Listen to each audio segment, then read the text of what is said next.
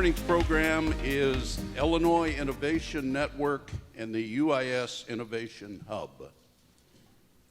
I made that up, I think. But anyway, I want now to turn the meeting over to Bruce Summer. Bruce is University of Illinois Springfield Director of Economic Development and Innovation. Bruce is a Springfield native, spent some time in the Northeast, has been back for a little while now, and I don't even know that much more, and so forth. I do know that Springfield is better off that Bruce came back to Springfield. So at this point, I'll turn it over to Bruce. Thank you, Bob, very much. And thank you. I think some people would disagree with that last statement, but especially people who know me, probably, right? Welcome so much, and thanks so much for coming. I'm not going to talk too much, which is I'm very happy about that, but I get the honor of introducing our distinguished panel here. Basically, what we're going to go through along the lines here, people are going to give a little opening remarks, why this is so meaningful, these projects are so meaningful for them. We're going to then, if there's time, I'll ask the panel some questions and then open it up for questions from the audience. The main reason we're here, and I think the theme you're going to leave here with is, these endeavors are about you as much as they are about the folks up here. In order for these to be successful, we need your input. We're in the planning stages, an extremely exciting time to be a part of these endeavors, and this is why I changed my career to engage in this. And I really hope you'll learn and you'll engage, and you'll help lead these endeavors for us and with us. So like I said, about 30 minutes of that, 30 minutes of your input and questions, and then we'll get started on these endeavors. So thank you again for coming. It's my honor to introduce our first speaker. You all know Chancellor Susan Cook, and she has been the leader of these from the beginning. And we're going to hear from Katie Davison later about Innovate Springfield, but that was just the first step in many of these activities at UIS, and I'd love for Chancellor to speak to those. Thank you, Chancellor. Okay, thanks, Bruce. And welcome and thank all of you for joining us today, and my thanks to Bob for providing us an opportunity to share these ideas with you today. We really appreciate the chance, especially to get your input, so I'm hoping there are going to be lots of questions and comments. So I want to start this morning by just talking about a few highlights of UIS right now. Many people in this room would know some of these things, others may not, but just to kind of set the context for this newest project that we're going to be talking about, the Illinois Innovation Network. So as most of you know, and some of you are lifetime residents of Springfield, and you know very well that UIS is really a very young university, not even 50 years old. And it was created through the grit and determination of citizens in this community who were determined to have a public university in the state capital, and that was about 50 years ago. For the past 25 years, as you know, we've been part of the University of Illinois system. I've had the honor of serving as chancellor here for about 8 years now, and I so appreciate both our roots as Sangamon State, but now more recently, the wings we've created that are really moving the university forward. And I want to mention just a few examples of ways your university has been moving forward the last few years. First of all, and most importantly, we're an educational institution, and we've been expanding the educational offerings at UIS for several years. A few examples: a new Bachelor of Science in Nursing, which is just growing like gangbusters, a new exercise science program, elementary education, data analytics, information system security, athletic training, and even a theater major. And all of these and more are attracting more and more talented students to the university and providing more opportunities for both undergraduate and graduate education, and of course the advancement that those credentials provide. The second thing I want to mention is the new student union. Of course, you know I can't help but talking about that. I promise I'll be brief.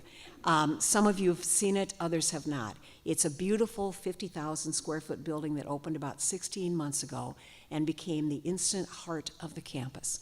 The building is an architectural achievement that has already won 2 National Design Awards. It's absolutely spectacular. It's hosted over 1,500 events in the first 16 months. And of course, it's the daily meeting place for everyone. In fact, I regularly run into Springfield residents who are out there having lunch because they know it's just a great place to be. I'm so grateful to the many generous donors who believed in us and who realized the potential and the importance of that particular project. It's not just for students, faculty, and staff. It's something that exists for the whole community and for the region, and it has been transformative. And speaking of field stations, I should say, speaking of facilities, I also wanted to share with you that we have a new field station on Lake Springfield. And some of you who go way back will know this is the former FOP Lake Club, about 7 minutes walk from campus. That has now been transformed into a field station, and it is a teaching, research, and recreational facility that's putting students in the water and on the water for all kinds of activities, and we're really appreciating that. Now, I have to say, I'm having a hard time these days keeping up with the success of our Division II Prairie Stars athletics program. That's partly because they're successful in so many ways, and it's partly because I can't pry the sports page out of my husband's hands at breakfast in the morning.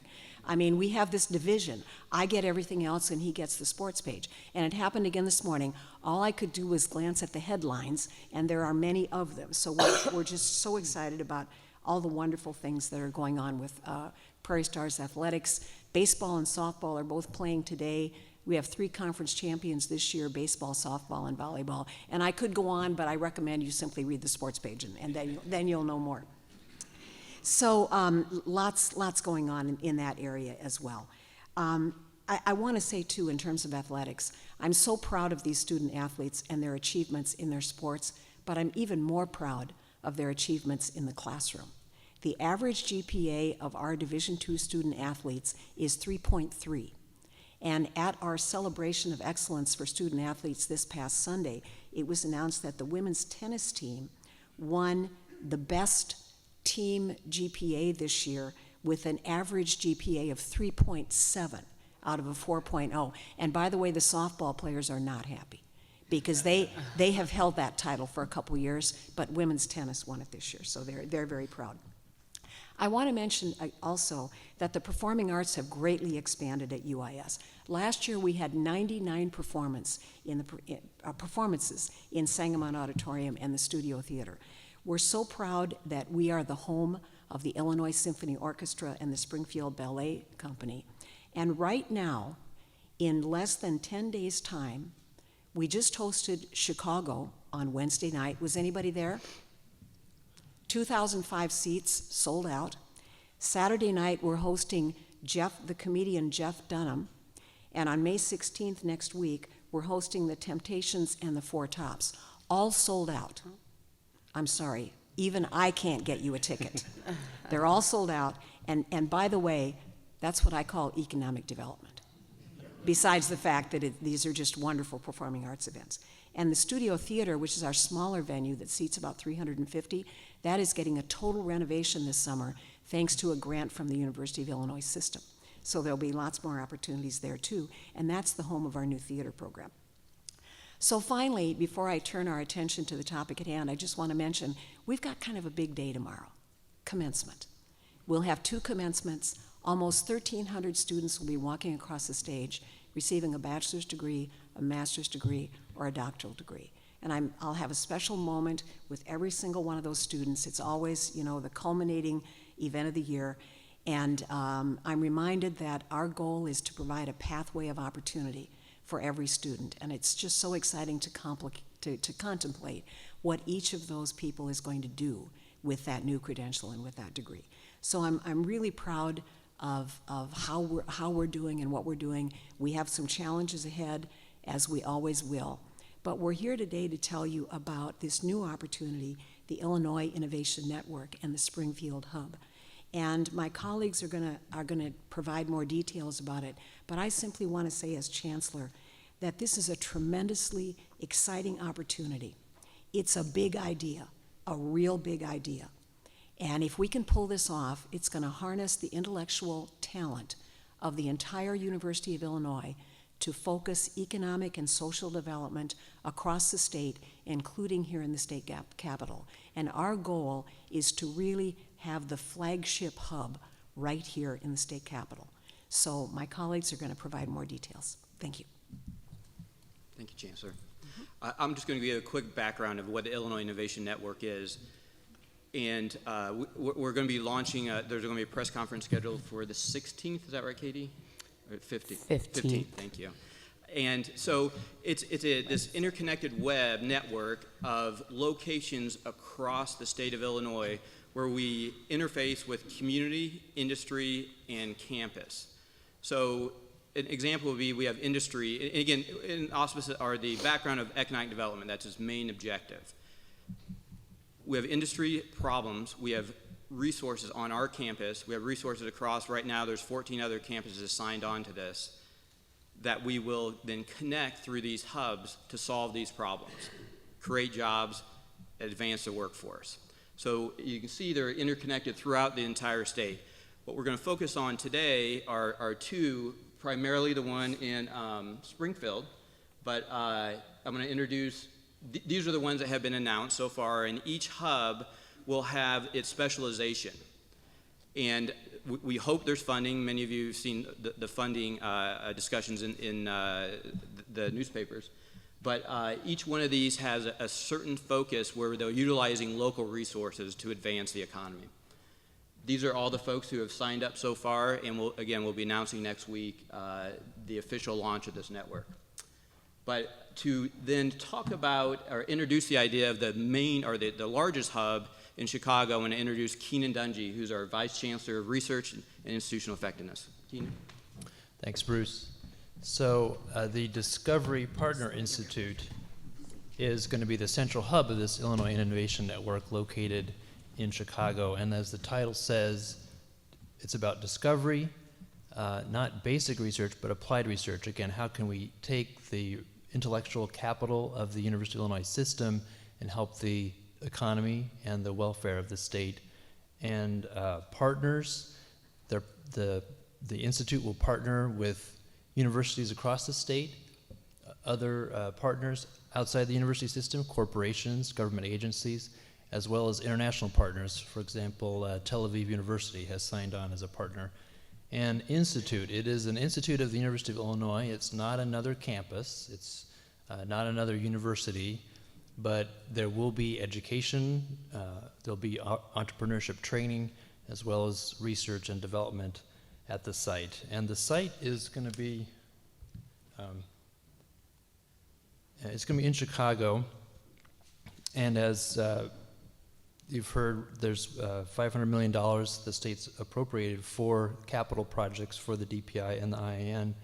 And we're not here to talk about the status of the budget or where these things are going to be built or what the buildings look like, but just the idea of what's going to happen in these facilities. So, and the goal is to reinvent the role of the research university, the University of Illinois, through interdisciplinary public-private partnerships, and to use that to then aggressively drive technology-based economic growth in Illinois and also with a global impact, and also the social welfare of the citizens of Illinois.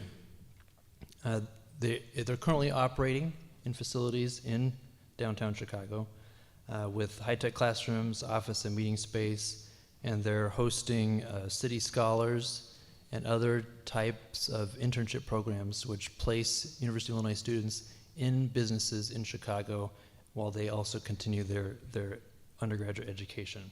The plan is to roll out a much larger facility, a new facility on a newly available land called the 78, just south of the Chicago Loop, and eventually be able to house 100 faculty, 2,000 students per semester, 275 staff, with the goal of producing 10,000 plus entrepreneurs for Illinois. And how they're going to do that is through these cross-cutting themes and these focus areas. We've planned 8 different areas, and there's a lot more detail on handouts I have on the back table here. This one is about the DPI. this one that Bruce mentioned, the Illinois Innovation Network, and I will, of course, also talk about University of Illinois Springfield. So these 8 areas, including things like health and wellness, environment and water, data and computing, and public policy.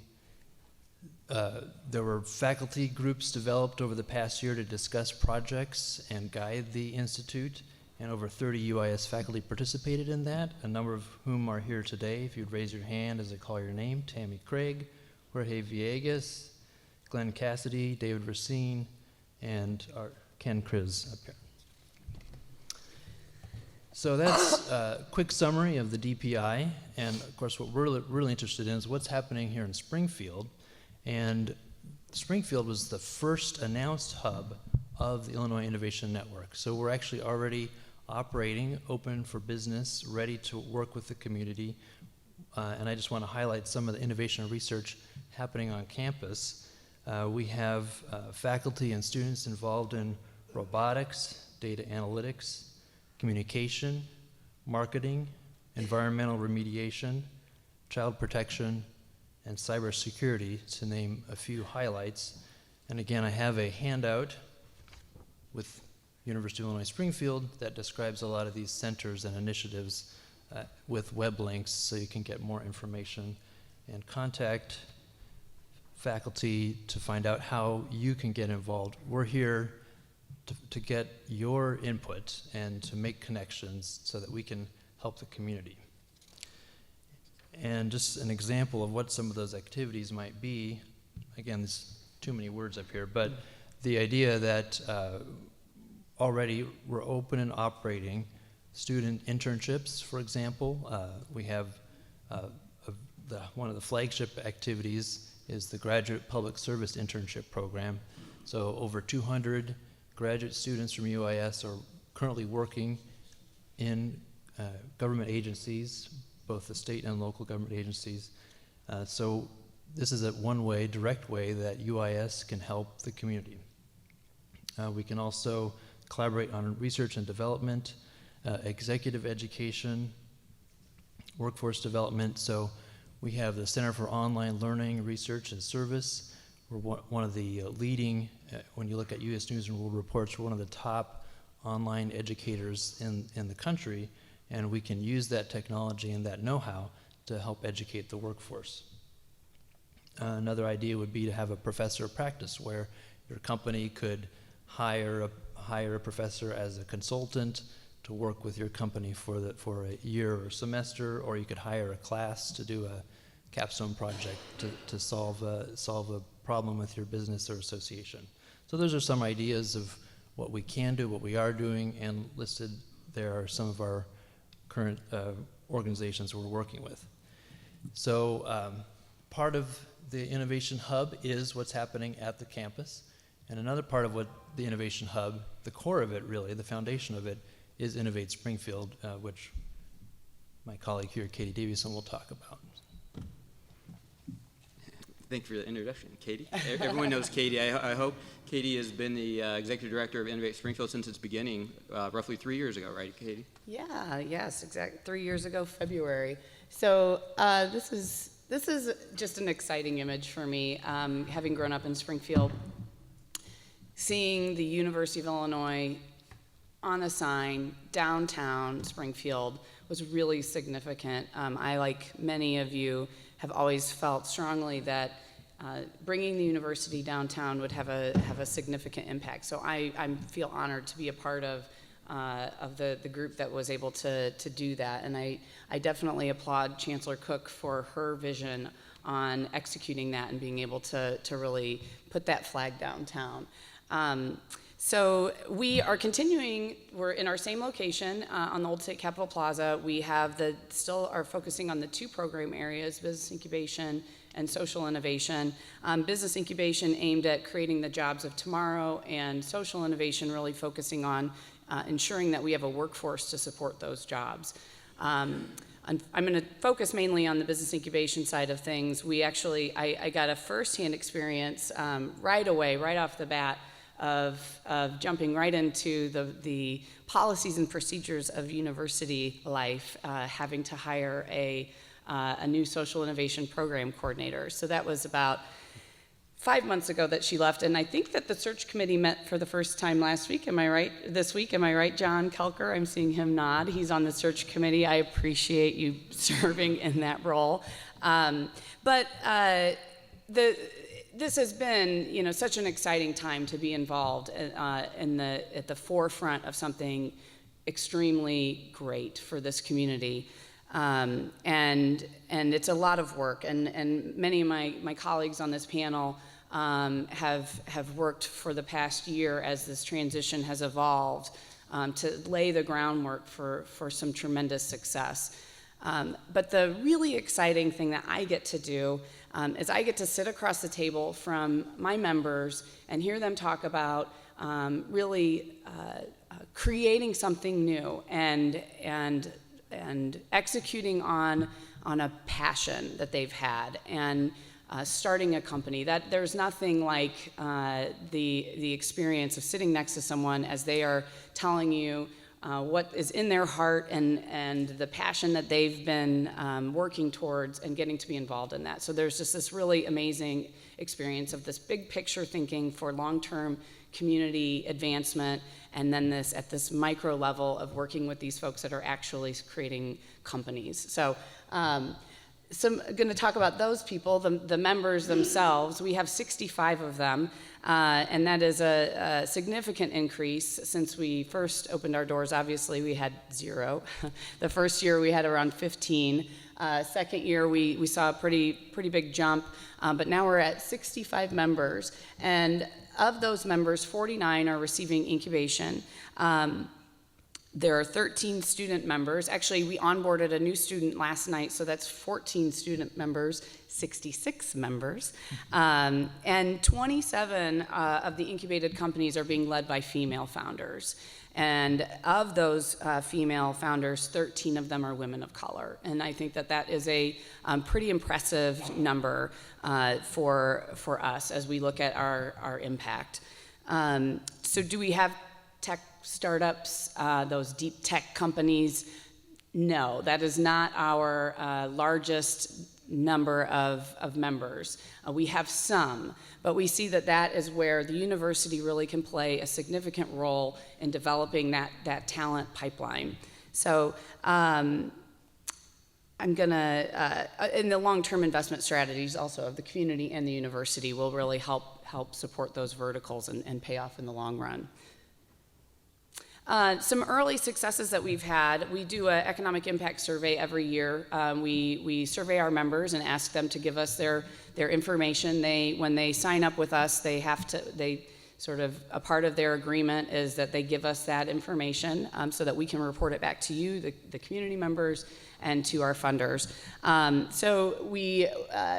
Those companies have created 31 full-time jobs in 2018 and 21 part-time jobs. I have those flip-flopped. It should be 31 full-time jobs, 21 part-time jobs. And they've generated $1.9 million in gross revenues. And we've also had them they've raised some angel capital, which is very exciting for us. One member in particular that I'm just gonna highlight, Dr. Debbie, as we call her, Deborah Shea, she really represents this collaboration and partnership amongst institutions. So Debbie is a faculty member at SIU School of Medicine. She came to us by way of a program called I-Corps that we run in partnership with the University of Illinois Urbana-Champaign as a part of that connection to the university. That program really aims to equip individuals with the skills that they need in order to successfully apply for small business technology transfer grants and small business innovation research grants, so SBIR and STTR. Those are significant research grants that we historically have not been able to leverage here in Springfield.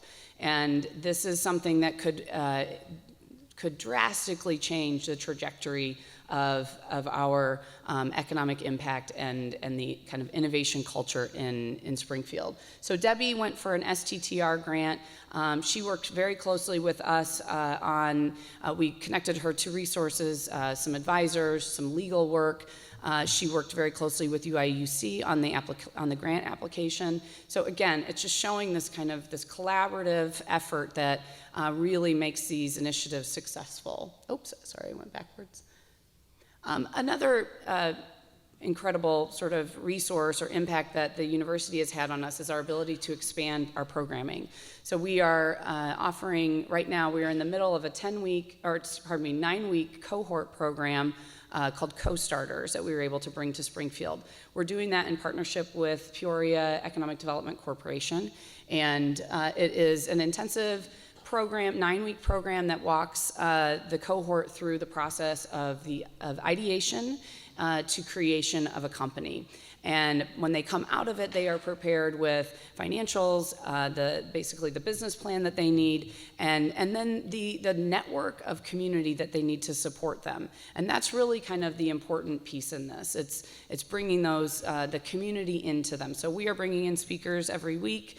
We're connecting them to potential mentors. They have to do customer discovery. They're going out, they're interviewing people, they're talking about their idea, they're shadowing companies that are like theirs. So this is just something that we probably wouldn't have had the resources to be able to bring to Springfield had we not made this connection to the university. Some additional, just again, ramping up those programs that we've been able to do as a result of our partnership. The big piece, though, is being able to address some of the systemic challenges in Springfield. So we have been working continuously with the Black Chamber, Springfield Black Chamber, to try and bring a minority business accelerator to Springfield. We are developing a program on financial literacy for women. We are connecting with the university to develop a panel, an advisory type panel to look at strategic growth strategies for our members. So all of this is really just a way to show how engaged the university has been with our programming development and the way that we've been able to tap into that. So it's a community. We have lots of events and have lots of people through our space all the time. And really the important piece of this, and I'm going to kind of throw it back to you all, is we can't do this alone. And when I say we, I mean collective we of the university. This really is about having a community mindset focused on innovation.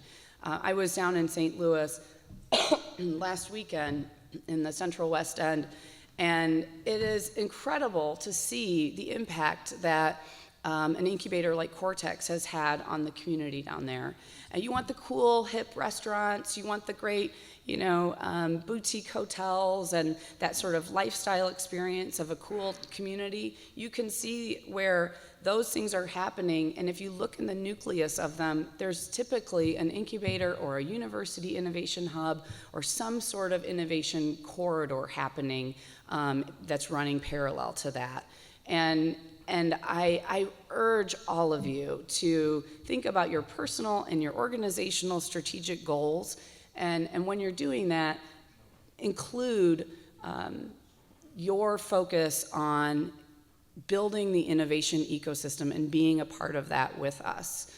Because as we create these opportunities for that long-term strategic growth within our community, if we are all collectively on the same page and have the same vision, we are more likely to have success because we're able to leverage those federal grant dollars because we have all the partners at the table with the same vision. We're able to connect the community to that and have those experiences and that quality of life that kind of goes along with as a subculture to these innovation corridors. I don't know what Dr. Kriz is going to talk about, but I have a sneaky suspicion that he's going to amplify and build on the economic impact of innovation corridors. So how do you like that introduction? Thank you. And could you advance the slide? Thank you. Sure. and my last name is spelled K-R-I-Z, and that's going to become very important for my presentation in just a second.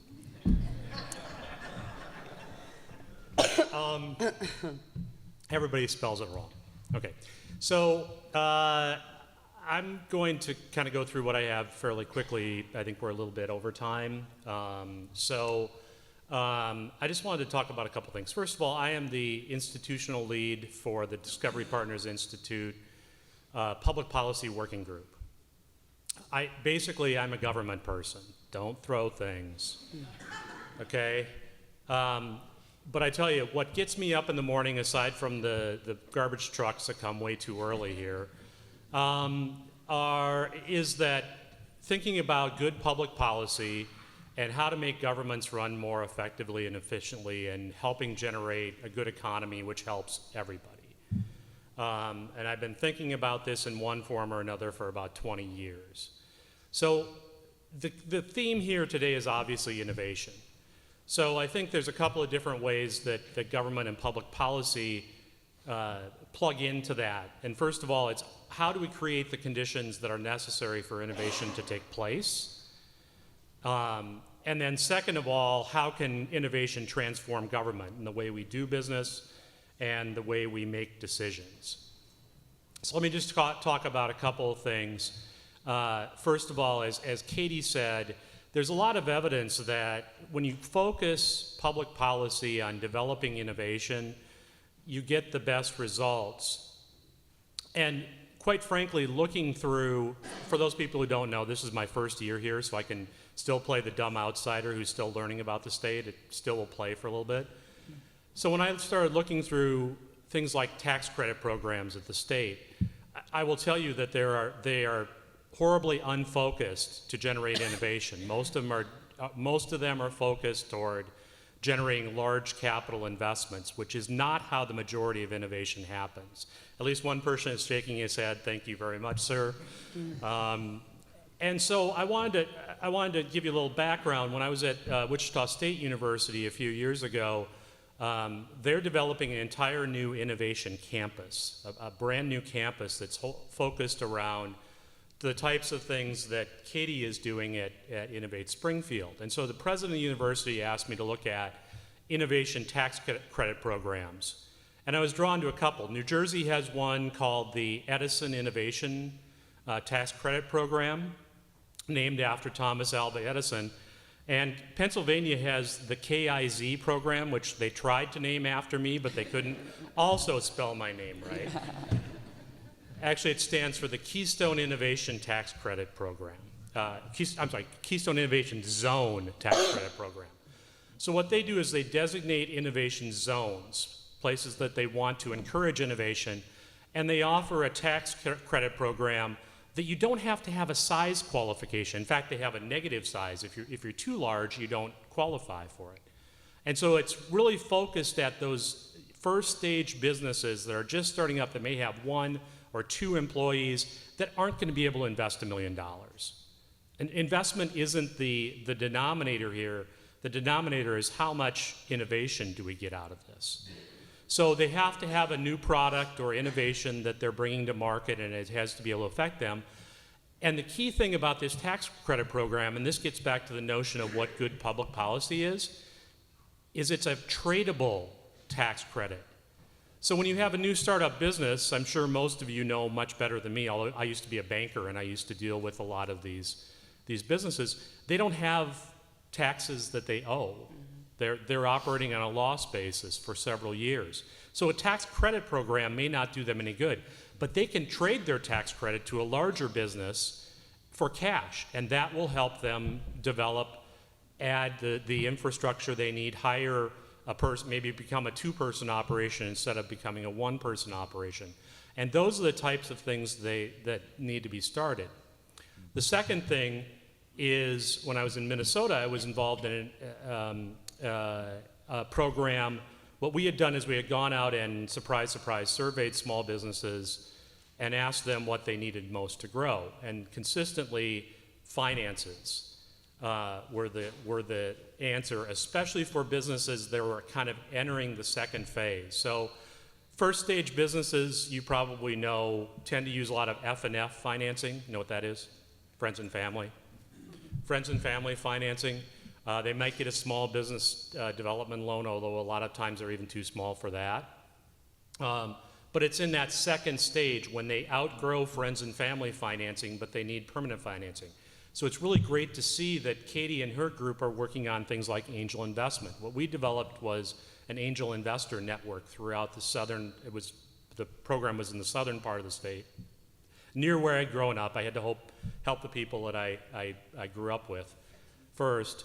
But develop an angel investor network and a way to create almost a mutual fund type of framework to help small businesses get the investment they need. So that's where I think government can best plug in and help small businesses.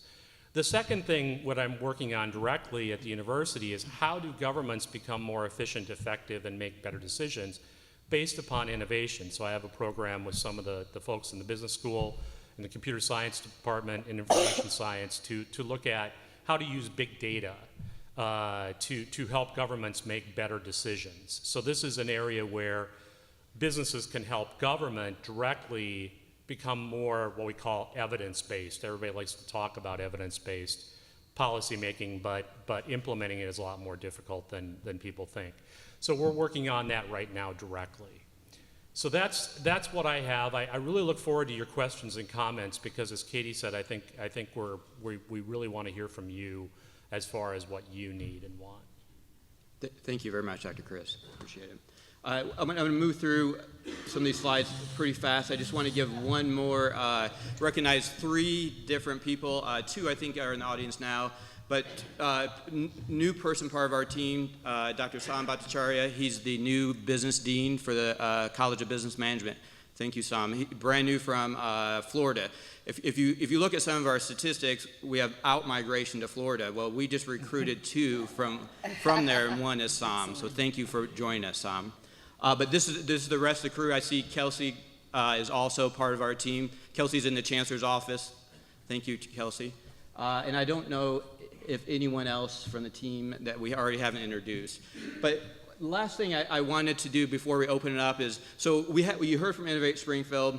You heard about the DPI and kind of what's potentially happening in Chicago and across the state. Now, why does it matter for us, and what are we going to do beyond Innovate Springfield at the Hub? That group that we saw came up with 26 different activities to date.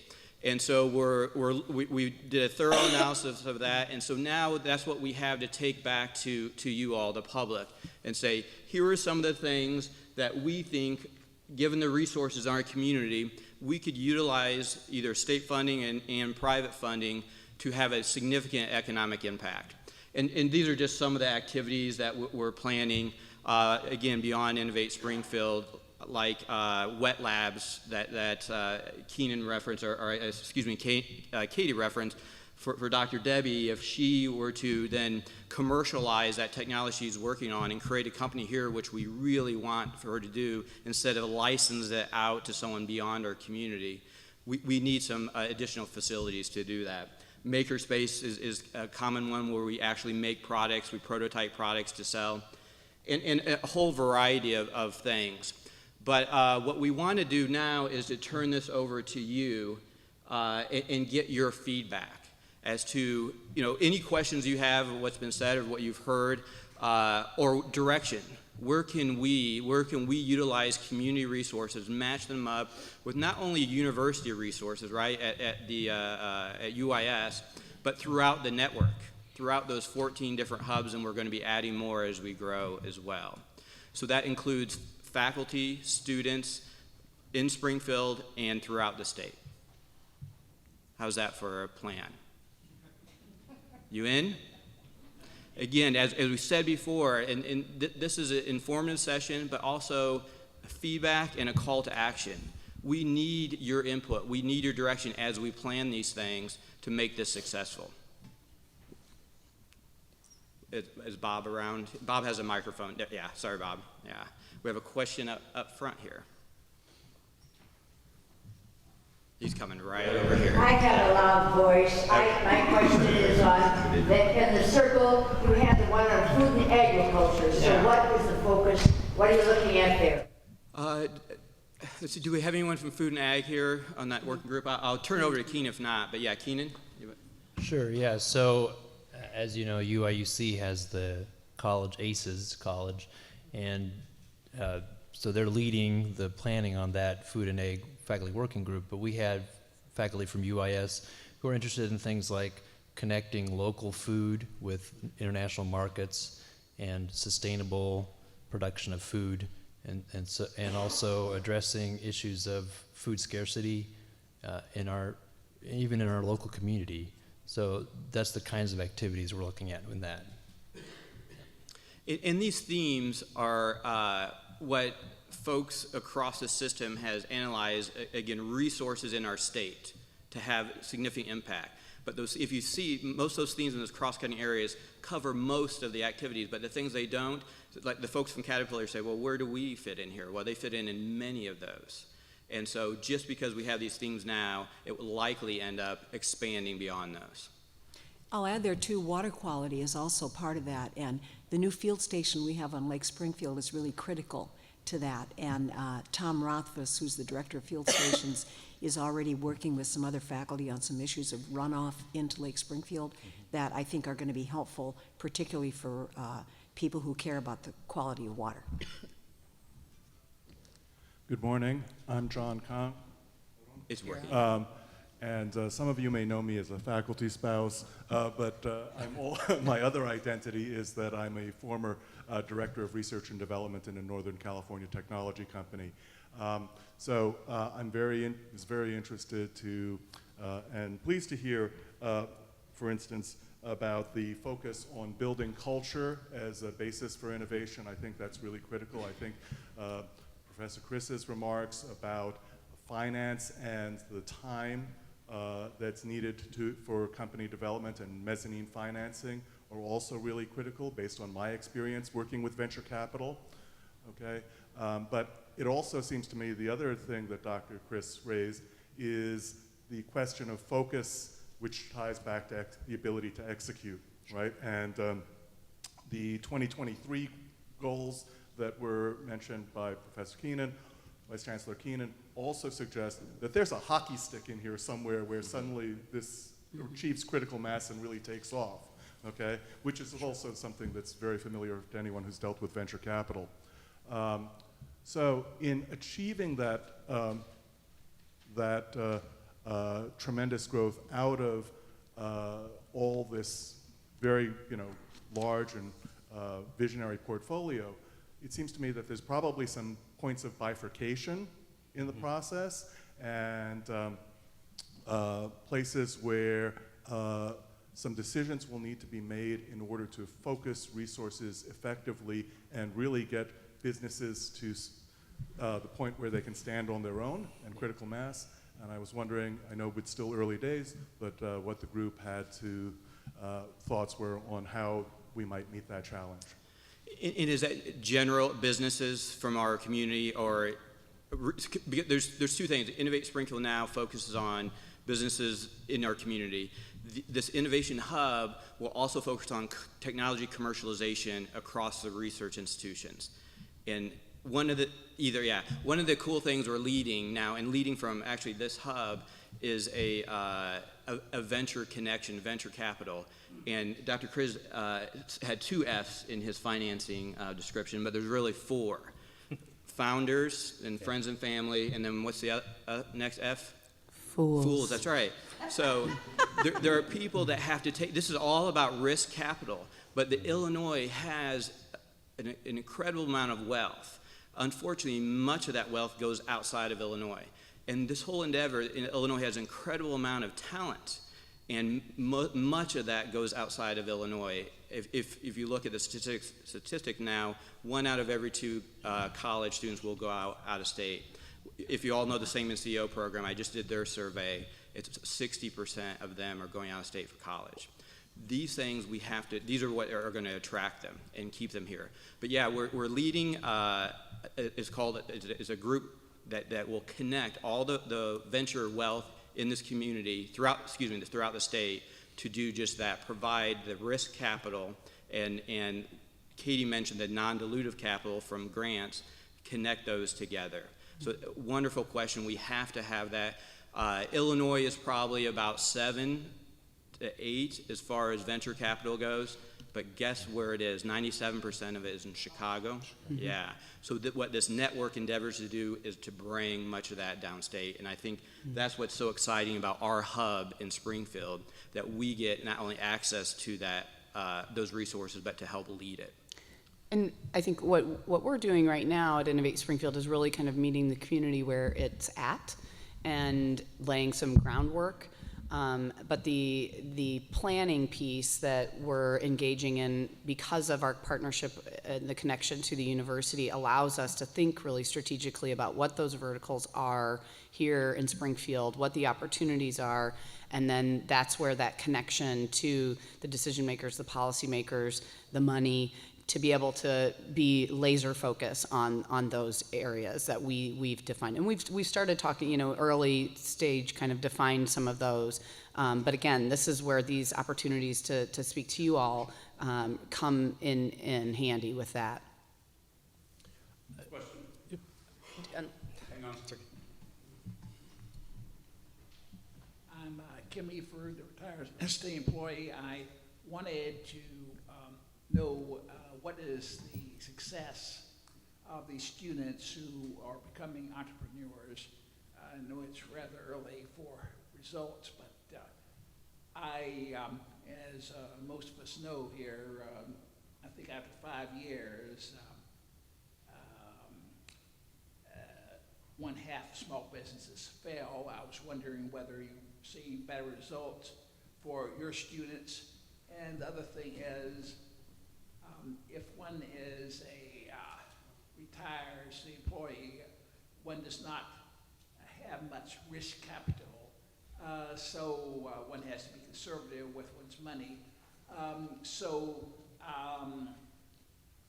What, other than make suggestions, try to educate oneself, and trying to vote for the right politicians for these programs, what can folks like us do to improve the innovative climate? What a wonderful question. Can I just jump in just briefly and say that's a very generous statistic, that it's more closer, the data that I see, closer maybe to 70% of business can fail. 70, yeah, it depends on the data. SBA puts out about 56%. However, if you look at data on businesses that go through incubation throughout the country, like Innovate Springfield, we're right around 84% success rate. So we can turn that number upside down. And 87% of those companies, therefore, stay in the community after they get incubated. So really great question, and that's what the one we want to answer. What can the community do to help us develop impact of the economic, or excuse me, the ecosystem, entrepreneurial ecosystem? Well, I think that's the key, is to think about it as an ecosystem. Keenan, can we flip back to the slide with the DPI groups? Somebody mentioned something about the food and agriculture. One of the things to keep in mind is that all of these areas work together and have an impact on it. One of the things that I think we don't want to do is we don't want to equate too strongly innovation with technology. That's one aspect of innovation, but some of the most innovative solutions to public problems have come from other areas. So I did a lot of work with the Regional Environmental Protection Agency in Kansas, and helping small communities develop safe drinking water systems that they could actually afford and that provided good drinking water was a huge innovation. And in fact, there's a company in I forget the small town in Kansas that now has become a multi-million-dollar industry from developing these kind of really rudimentary seeming water systems, but that work for small communities. And so we need to start thinking about this as an ecosystem, as how do we support each other. So I just wanted to really quickly a few years ago, CNBC renewed or redid their way of ranking states in terms of places to do business. And so traditionally what they had looked at are things like taxes and things like that, which certainly made a public policy person smile. But they actually went out again and asked businesses, what do you consider when you're looking at expanding or moving to a place? So some of the things at the top of the list were workforce, developing a well-educated workforce, obviously room for the university there, and training programs like what Katie's doing. Cost of doing business, including utilities costs, things like that, so making sure we have an effective and efficient utility system. Infrastructure. There's been a lot of talk about infrastructure, but not a whole lot of action, and I'm sure we all drove here this morning, so got to feel the infrastructure on our tires. Quality of life. As John said, you want to make Springfield and Central Illinois a place that attracts people, so that people want to move here. High quality workers. My wife, who also is a researcher at UIS, did a major study with the Knight Foundation and through the Wichita Arts Council, and showed a very strong positive association between quality of life, amenities available in the community, and knowledge workers. Knowledge workers are attracted to having a place to live, as John said, where they want to be. And so we have to start thinking about more than just one or two things, but the whole system in terms of developing an innovative system that can move things forward. So that's how I always think about it. Sorry. So my name is Jill Steiner. I'm with the YMCA, and I guess in terms of feedback is to challenge you to think of that group of kids in the communities that are not high school kids, that are those middle school and elementary school kids. And as a YMCA, we serve more of those youth than all the other youth communities, agencies combined. But I think something more purposeful to talk to these kids now when they're in middle school and they're in elementary school, some more connected ability to be able to expose them to the university, expose them to Innovate Springfield, expose them to that. Because when we talk about quality of life, we talk about kids in our community who do not have food, who do not have homes, and do not have hope. And to be able to just have them meet somebody who went to school, who grew up what they're doing, and be able to take that infrastructure and that ecosystem and bring it down to those kids at the very beginning that says you have the opportunity to go to school and you can do it right here in your community. To do that. And then I challenge you in terms of partnerships. The Springfield YMCA is not unique. There are 42 corporate YMCAs in Illinois. We're tied together through the Alliance. We have the ability to bring all those YMCAs together into a certain thing. One of our biggest focuses is youth development, healthy living, social responsibility, and we also do public policy on a statewide level and are fairly successful in pushing things that make youth and families' lives better. So I challenge you to widen that ecosystem down to those third graders and those fifth graders on a more purposeful basis. Katie, I appreciate, that comment. One of the reasons why we selected the Co-Starters program, it has a youth program built into it as well. So we've been talking to Washington Middle School, but the YMCA presents a great point for that to be able to explore that as well. So we are definitely thinking about that. Pipeline starts way down, and then so much so, in fact, I didn't get into social innovation, but we're talking about the babies even of the community. I think that's just a really great point.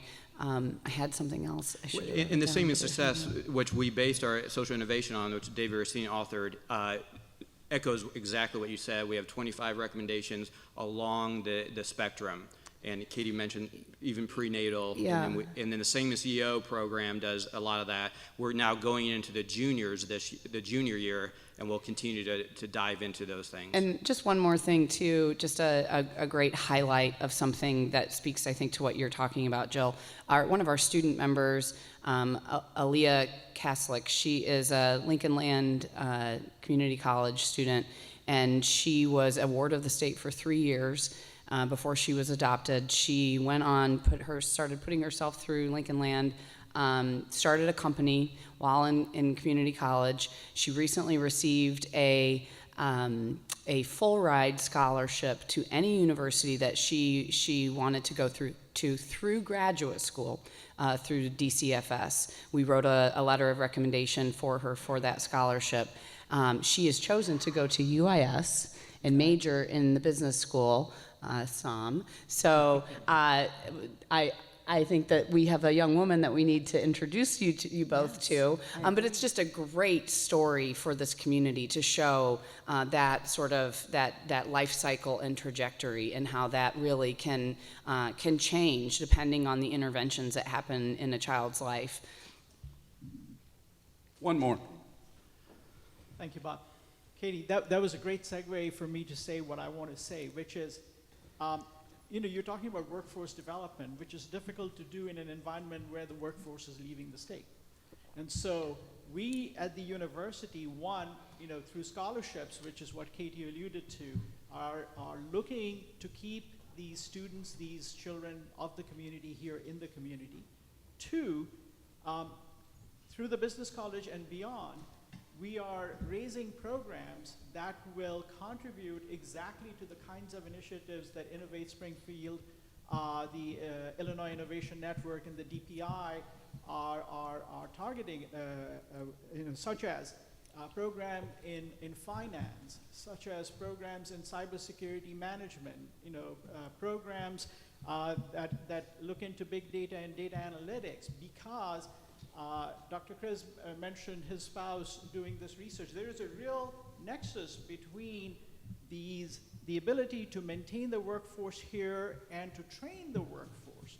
And so one of the first things that we need to do as a community is arrest this outflow of talent. And I just moved here from Florida, and I can tell you, my students here, on the whole, are a lot more cerebral than they were in Florida.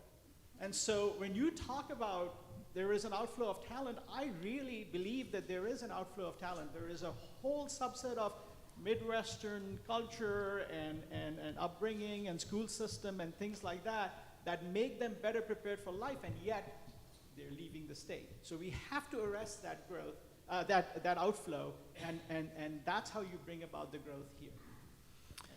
Thank you. Bruce, you want to wrap it up? Yes. Again, thank you so much. And this is the beginning of this discussion, these dialogues with the university engaging with the community, university engaging in government, university engaging in industry. We are here downtown to ask you to participate. And if you do a Google search, you'll find this, but this link will show you there's a form to say, okay, how can we do that further? So again, please go to that. Please contact one of us. Please reach out to anyone from UIS. And thank you again for the opportunity to share these great things with you. Bob, would you want to say anything further? That's it. Clap.